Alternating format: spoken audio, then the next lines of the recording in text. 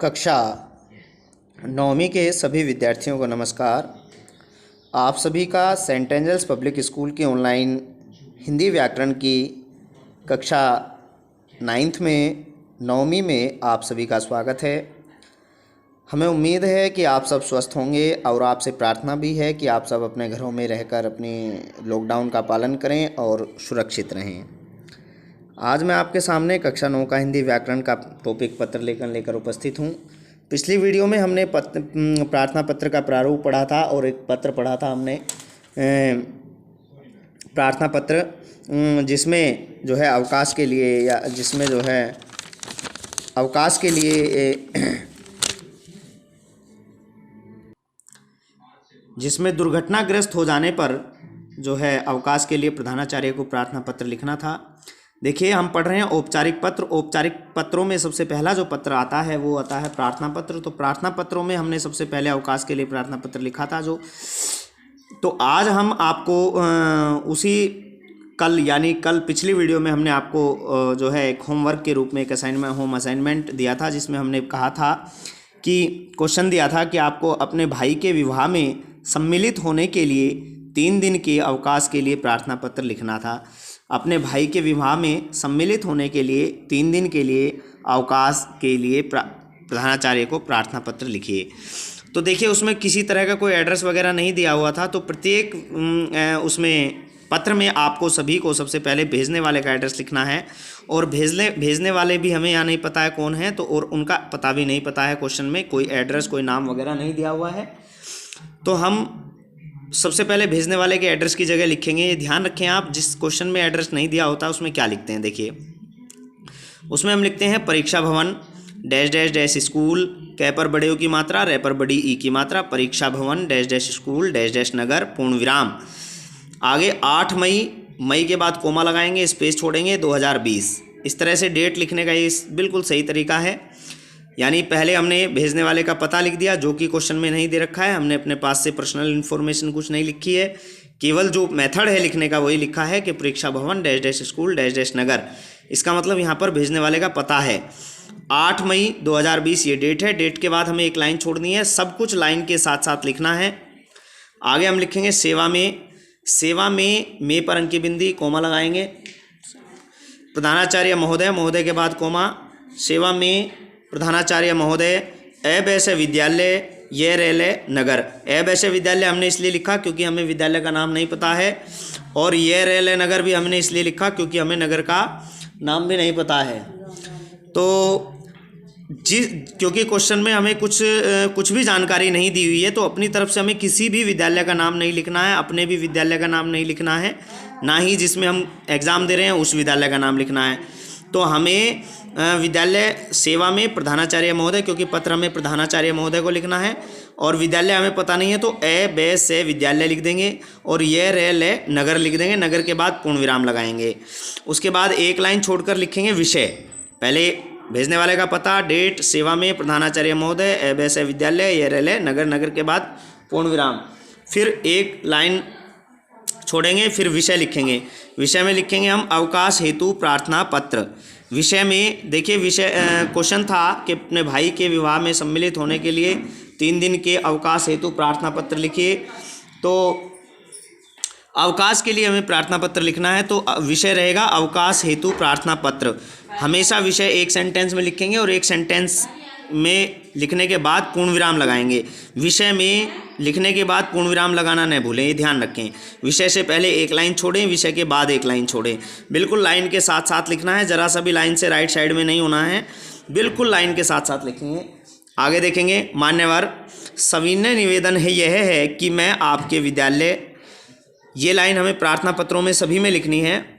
मान्यवर लिखेंगे यहाँ या महोदय लिखेंगे, मान्यवर महोदय।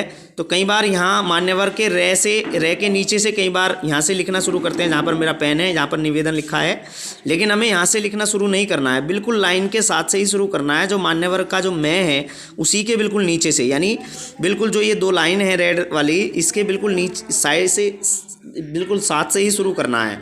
तो लिखेंगे विनम्र निवेदन लिख देंगे, या सविनय निवेदन यह है कि मैं आपके विद्यालय का कक्षा 9वीं का छात्र हूँ, ये हमें सभी में लिखनी है। अब हमें टॉपिक लिखना है अपना कि अभी हमें छुट्टी किस लिए चाहिए, क्या बात है।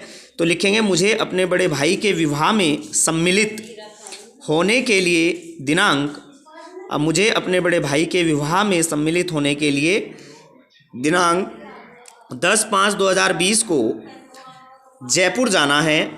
फलस्वरूप का मतलब जिसके कारण, फलस्वरूप मैं 3 दिन तक विद्यालय में उपस्थित होने में असमर्थ हूँ, या 3 दिन तक विद्यालय में उपस्थित नहीं हो सकता। तो हमने ये भी बता दिया कि हमें कहाँ जाना है, मुझे अपने बड़े भाई के विवाह में सम्मिलित होने के लिए जयपुर जाना है। तो दिनांक 10/5/2020 को जयपुर जाना है, तो फलस्वरूप मैं 3 दिन तक विद्यालय में उपस्थित नहीं हो सकता हूँ या होने में असमर्थ हूँ।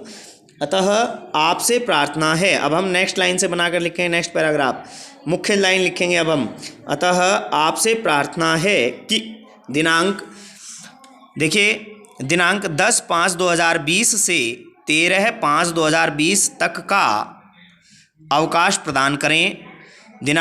अतः आपसे प्रार्थना है कि दिनांक 10/5/2020 से 13/5/2020 तक का अवकाश प्रदान करें। ये लिखा गया। धन्यवाद, या आगे लिख सकते हैं आपकी अति कृपा होगी, या मैं आपका सदा आभारी रहूँगा, ये भी आप लिख सकते हैं। तो अब हमने नहीं लिखा है, कोई बात नहीं है, तो यहाँ लिख देंगे धन्यवाद। धन्यवाद के बाद विस्मयादिबोधक चिन्ह, एक्सक्लामेटरी साइन, एक डंडे के नीचे बिंदी, बिल्कुल धन्यवाद के साथ। सभी पत्रों में जिसमें भी धन्यवाद लिखा जाएगा, सभी औपचारिक पत्रों में धन्यवाद लिखा जाता है और उसके बाद हम ये लगाते हैं। तो उसके बाद हम एक लाइन छोड़ेंगे धन्यवाद के बाद, बिल्कुल लाइन के साथ साथ लिखेंगे, पूरा मैटर सब कुछ लाइन के साथ साथ लिखना है।